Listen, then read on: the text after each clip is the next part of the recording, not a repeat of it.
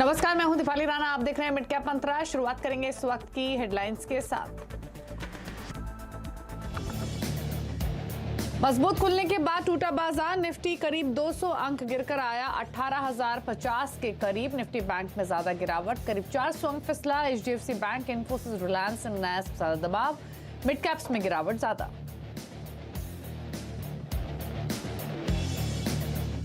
बाजार में चौतरफा बिकवाली। मेटल इंडेक्स की सबसे ज्यादा पिटाई। वेदांता, हिंडाल्को, नाल्को, जेएसडब्ल्यू स्टील सभी करीब 4% नीचे। सरकारी बैंक, एनर्जी इंडेक्स भी करीब 2.25% फिसला।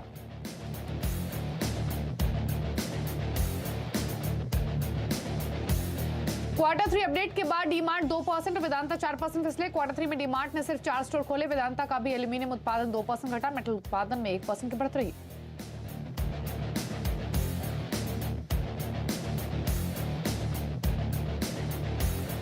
और बजट से पहले फर्टिलाइजर शेयरों में अच्छी रौनक। 3% से ज्यादा दौड़े आरसीएफ, एनएफएल और मद्रास फर्टिलाइजर्स के share. Cash management company radiant cash की 10% प्रीमियम पर लिस्टिंग। 94 रुपए के इशू प्राइस के मुकाबले एनएससी पर 103 रुपए पर हुआ लिस्ट। अब 20% की तेजी के साथ हो रहा है कारोबार।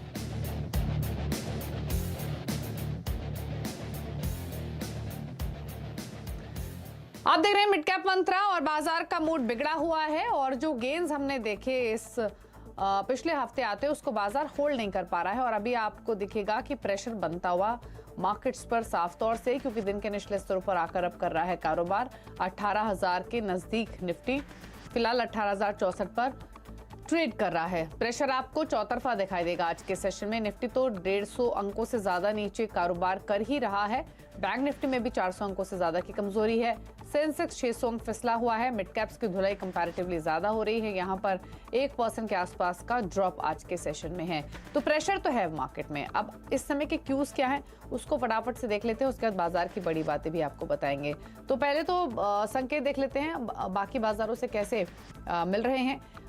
कुछ मार्केट्स खुले हुए हैं, कुछ मार्केट्स बंद हैं। एशियन मार्केट्स से पहले बात कर लेंगे। यहाँ आपको मिला जुला ट्रेंड दिखाई देगा। हांगकांग के बाजार तो 3.25% ऊपर है। कॉस्पी 1.5% ऊपर कारोबार कर रहा है। शंघाई में 1.25% की बढ़त है। दबाव में है निक्केई, जहां पर 1.5% की गिरावट देखने को मिल रही है। इसके अलावा अगर आप अमेरिका के फ्यूचर्स देखेंगे तो अमेरिका के फ्यूचर्स में डाउ फ्यूचर्स 36 अंक ऊपर ट्रेड कर रहा है। नैस्डैक का फ्यूचर 36 अंक ही ऊपर है। तो हल्की हल्की बढ़त आपको अमेरिका के फ्यूचर्स में फिलहाल देखने को मिल रही है। लेकिन इस समय अब तक की बड़ी बातें क्या है वो एक एक करके आपके सामने लेकर आते हैं। तो प्रेशर तो मार्केट में साफ तौर से देखने को मिल ही रहा है। 18,050 के आसपास निफ्टी कारोबार कर रहा है। संकेत विदेशी बाजार उसके जिस तरीके से मिल रहे हैं उसके हिसाब से ही ये प्रेशर बाजार में बनता हुआ आपको दिखाई दिया है। बैंक निफ्टी 500 अंक तक नीचे फिसला था। अभी 420-430 अंक नीचे कारोबार करते हुए दिखाई दे रहा है। मिड कैप्स की हालत पस्त है, 1% नीचे मिड कैप इंडेक्स कारोबार कर रहा है आज के सेशन में। और इनफैक्ट जो आईएमएफ की चेतावनी आई है रिसेशन को लेकर, चाइना के जैसा डेटा सामने आया, उसके बाद हमने ऑयल में भी गिरावट आते हुए देखी। ब्रेंट 5% टूटता हुआ दिखाई दिया। तो ये मल्टीपल ट्रिगर्स हैं जो कि प्रेशर क्रिएट कर रहे हैं। आज सभी सेक्टर्स लाल निशान में है। सबसे ज्यादा दबाव कहां पर है? मेटल स्टॉक्स जो 2 दिनों में चले थे आज फिसल चुके हैं। एनर्जी बास्केट पे प्रेशर देखने को मिल रहा है। सरकारी बैंक थोड़ी मुनाफ वसूली की चपेट में आज के सेशन में आते हुए दिखाई दिए। थोड़ी बहुत खरीदारी आपको फर्टिलाइजर्स में दिखेगी या सेलेक्ट सीमेंट स्टॉक्स में देखने को मिल रही है। तो ऐसे में रिमेनिंग सेशन के लिए क्या संकेत हैं उस पर कर लेते हैं बातचीत। गावा साहब हमारे साथ मौजूद हैं प्रकाशगावा.com से। गावा साहब नमस्कार, स्वागत है आपका। पहले तो निफ्टी बैंक निफ्टी पर ही राय 18,000 के ऊपर तो अभी फिलहाल टिका हुआ है, लेकिन प्रेशर तो है। क्या व्यू है दोनों इंडेक्स पर? Well, good afternoon to you Deepali. 18,000 एक स्ट्रॉन्ग साइकोलॉजिकल सपोर्ट है और आज का लो है करीब 18,040। तो मेरे ख्याल से लगभग ये जगह है अच्छी बाउंस करने की, अगर बाउंस करना है। और मेरे ख्याल से बाउंस मिलना भी चाहिए। तो मेरे ख्याल से अगर कोई डिप्स मिलती है तो खरीदारी का मौका रहेगा। एग्रेसिव ट्रेड है। अपसाइड कहाँ बेचते हैं? 18,150 के आसपास, एक 18,140 के प्रॉफिट बुक कर लेना चाहिए, क्योंकि कल एक मूव देखा था हमने, उसका आज मूव रिएक्शन है। तो लेट्स सी, बाउंस होना चाहिए, जगह अच्छी है। बैंक निफ्टी की बात करूं तो 43,000 42,900 ये स्ट्रॉन्ग सपोर्ट जोन था और 42,900 आज हमने लो देखा है उसके करीब आसपास। तो मुझे लगता है इसमें यहाँ पे जगह अच्छी है बाउंस करने की, अगर बाउंस करना है तो अगर ऐसा कुछ होता है तो 43,300 भी पॉसिबल है। अब ट्रेड करा है 43,040, सर 150-200 पॉइंट यहाँ पर मिल सकते हैं on the long side bank Nifty. Yes, ये एक एग्रेसिव ट्रेड है दोनों ही।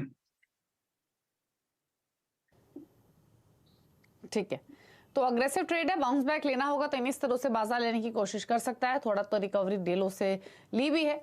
बैंक निफ्टी भी जो 500 अंकों तक नीचे था, अभी 450 अंक नीचे कारोबार कर रहा है। गाबा साहब, स्टॉक स्पेसिफिक अगर बात करें तो आपकी अप्रोच क्या है? कुछ ट्रेड्स आपने निकाले हैं क्या? बिल्कुल बिल्कुल, सेफ्टी मार्जिन हाई है। कोलगेट मुझे अच्छा लगता है, जगह अच्छी है, काफी गिरावट है यहाँ पर, गिरावट थमी हुई है। यहाँ से अगर बाउंस मिलना है तो जगह अच्छी है। यहाँ पर एग्रेसिव ट्रेड है कोलगेट, ट्रेड कर रहा है 1524 पर, स्टॉप होगा 1515 का। अपसाइड अगर टारगेट है तो करीब 1540 पॉसिबल है। तो यस, कोलगेट पर ध्यान देना चाहिए ऑन द लॉन्ग साइड, बहुत ही एग्रेसिव ट्रेड है। और दूसरा है आइशो मोटर्स, यहाँ पर भी तेजी अच्छी लगती है मुझे। 3200 यहाँ पर एक स्ट्रॉन्ग सपोर्ट जोन है, और इंटरडे एक बाय सिग्नल भी जनरेट हुआ आइशो मोटर्स पर। मुझे लगता है 3300 कल तक नजर आते हैं, क्योंकि मार्केट में अगर बाउंस होगा तो आइशर में भी बाउंस होगा ही होगा। 3240 पे ट्रेड कर रहे हैं, 3200 का स्टॉप लगाइए, 3300 पॉसिबल आइशर मोटर्स। ठीक है, तो दो ट्रेड्स आपको बताए गए हैं, कोलगेट और Eicher Motors. Eicher Motors week market में डे हाई पर कारोबार करते हुए, ऑटो में ऐसा नहीं है, प्रेशर नहीं है। आयशर मोटर्स, मारुति, ये कुछ स्टॉक्स है जो हरे निशान में आपको ऑटो पैक में कारोबार करते हुए दिखाई देंगे। लेकिन चलिए मिड कैप्स का हाल लेकर आते हैं आपके सामने, और मिड कैप इंडेक्स सबसे पहले देख लेते हैं। यहाँ तो प्रेशर है ही, 1% नीचे मिड कैप इंडेक्स फिलहाल कारोबार कर रहा है। लेकिन सेलेक्ट पॉकेट्स जहां पर प्रेशर है आज के सेशन में, वो एक एक करके आपकी स्क्रीन पर लेकर आते हैं। सबसे पहले नजर डालते हैं सरकारी बैंकों पर। सरकारी बैंकों में आज आपको थोड़ी प्रॉफिट टेकिंग दिखाई देगी, specially Canara bank, Indian overseas bank, IDBI bank और साथ ही यूनियन बैंक के दबाव के साथ कारोबार कर रहे हैं आज के सेशन में। तो यहाँ प्रेशर है थोड़ा सा। हालांकि ये भी अगेन डेलो से रिकवर हुए हैं तमाम शेयर्स, क्योंकि एक समय में हम 3 से 4% तक का भी ड्रॉप देख रहे थे। मेटल्स में भी रिकवरी आई है। SAIL, NALCO, JSPL, Jindal stainless, यहाँ पर अब 3% तक की गिरावट है, लेकिन डेलो से ये स्टॉक भी थोड़ा थोड़ा रिकवर हुए हैं। आईटी में pressure, Persistent system, Newgen software, साइन फर्स्ट सॉल्यूशंस 1.5% से 3.5% तक की कमजोरी देखने को मिल रही है आईटी शेयर्स में।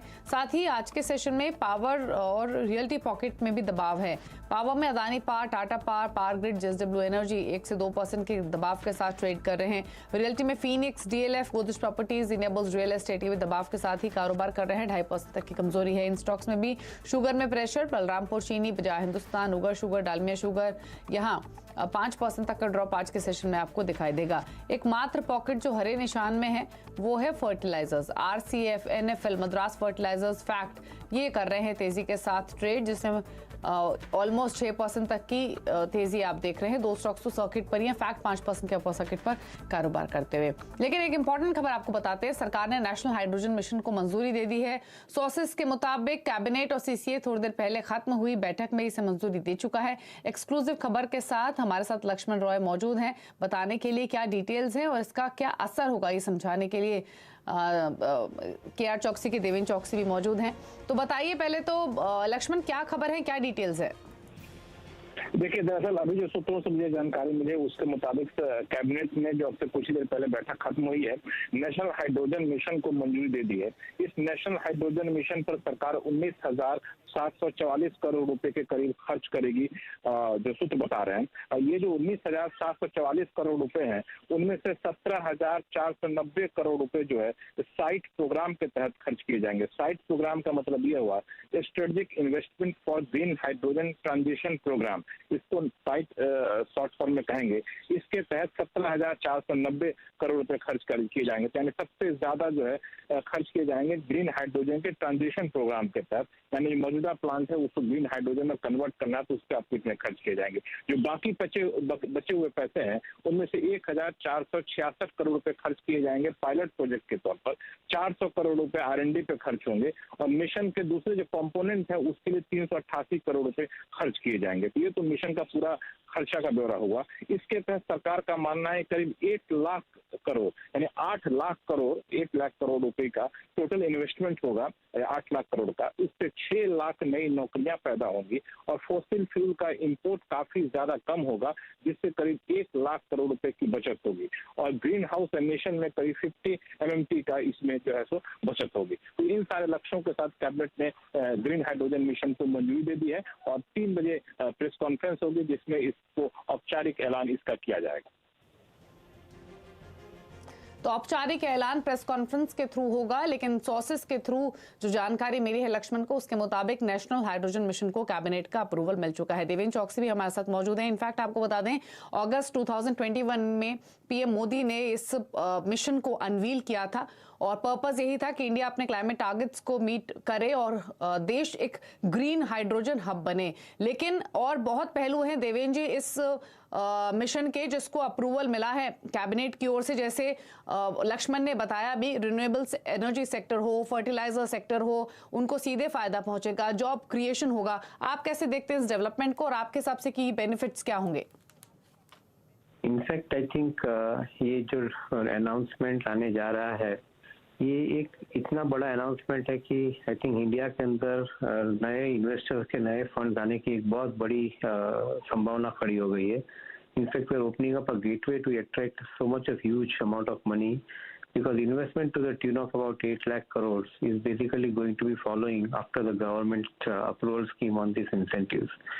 मैं ऐसा समझता हूँ कि ये शुरुआत है। अगले दिनों में, अगले सालों में आई थिंक इसके हिसाब से मुकाबले में काफ़ी हद तक नया प्रोग्राम एक्सेलरेट होएगा। जो हिसाब से आप गिनती कर रहे हो कि फर्टिलाइजर क्षेत्र को बेनिफिट मिलेगा या दूसरी इंडस्ट्रीज को बेनिफिट मिलेगा, जरूर उसके अंदर ये बेनिफिट मिलना है। But at the same time मेरा ऐसा मानना है कि India is becoming hydrogen capital of the world, and the kind of electrolyzer process that we will be installing through this particular incentive program that the government is giving, उसके साथ में एक चीज बड़ी सामने उभर के आती है कि India would be exporting the entire technology for I think producing the green hydrogen.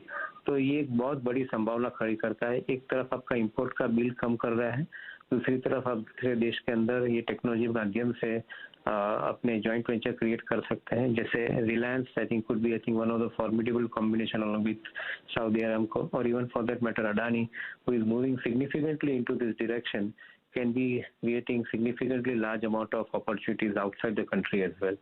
कि बहुत बड़ी अपॉर्चुनिटी गिनी जानी चाहिए, मैं ऐसा समझता हूँ। इनफैक्ट अपॉर्चुनिटी तो है ही। पिछले साल फरवरी में इनफैक्ट जो टारगेट रखा गया था ग्रीन हाइड्रोजन के प्रोडक्शन का, वो 5 मिलियन टन का था, जो कि एक एम्बिशियस टारगेट भी है। और जो डिटेल्स पहले हमारे सामने आई थी उसके मुताबिक जो फर्स्ट फेज होगा ग्रीन हाइड्रोजन पॉलिसी का, उसके तहत government inter state transmission charges जो होते हैं रिन्यूएबल एनर्जी पर, उस पर भी वेवर देगी फॉर 25 ईयर्स। जो भी ग्रीन हाइड्रोजन का मैन्युफैक्चरिंग करेंगे या फिर जो भी प्रोजेक्ट कमीशन होंगे ग्रीन अमोनिया के बेसिस पे। तो इनफैक्ट इंपॉर्टेंट डेवलपमेंट, और जैसे बताया देवेंद्र जी ने कि एक अच्छा मूव, एक अच्छा कदम। और 3 बजे जब प्रेस कॉन्फ्रेंस होंगी तो और डिटेल्स हमारे सामने होंगी। शुक्रिया देवेंद्र जी और लक्ष्मण आपका, दोनों का ही खबर बताने के लिए और खबरों का एनालिसिस करने के लिए। रुकने इसी के साथ एक ब्रेक के लिए। ब्रेक के उस पार कुछ और स्टॉक्स पर बातचीत करेंगे, खिलाड़ी नंबर 1 का अपडेट भी लेकर आएंगे। जल्द वापस आते हैं।